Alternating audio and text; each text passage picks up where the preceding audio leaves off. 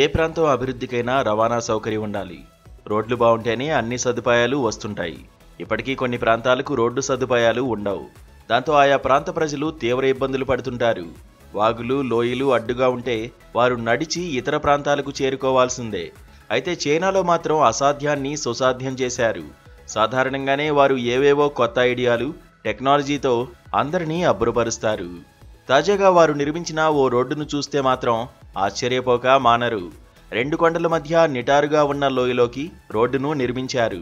చూడ్డానికి జిగ్జాగ్గా, ప్రయాణించేందుకు అతి భయంకరంగా అనిపించినా అక్కడి ప్రజలకు మాత్రం బాగా ఉపయోగపడుతోందట.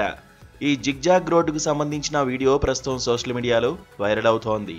కొందరు నెటిజన్లు వీరి తెలివికి హ్యాట్స్ ఆఫ్ చెబుతుంటే, ఇంకొందరు వామ్మో ఇది చాలా డేంజర్ అంటూ కామెంట్లలో రాసుకొస్తున్నారు.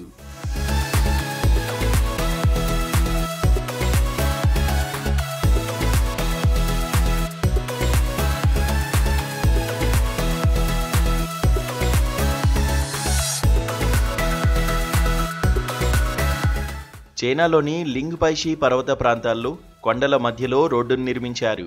ఇది 453 మీటర్ల పొడవైన రోడ్డు. ఇది చూడ్డానికి జిగ్జాగ్గా కనిపిస్తుంది. ఒక భవనంలో మెట్లు ఎలా ఉంటాయో అలాగే ఈ రోడ్డును కట్టారు. దీనిపై ప్రయాణించాలంటే ప్రయాణికులకే కాదు, డ్రైవర్కు అతిపెద్ద టాస్క్. గుండెలు అదురుతాయట. 2 కొండల మధ్య ఉన్న లోయలో నిర్మించిన ఈ రోడ్డు 18 ప్రమాదకర మలుపులతో ఉంటుంది. ప్రతి మూల మలుపు దగ్గర కాస్త ఆగే ముందుకు కదలాల్సి ఉంటుంది. కాస్త అటు ఇటు అయితే గాల్లో ప్రాణాలు గాల్లోనే కలుస్తాయి. ఇంత ప్రమాదకరమైన రోడ్డుపైన కూడా కొందరు ప్రయాణం చేస్తున్నారు. ఈ రోడ్డు తమకు ఎంతో ప్రయోజనాన్ని చేకూరుస్తోందని అక్కడి గిరిజన ప్రజలు చెబుతున్నారు.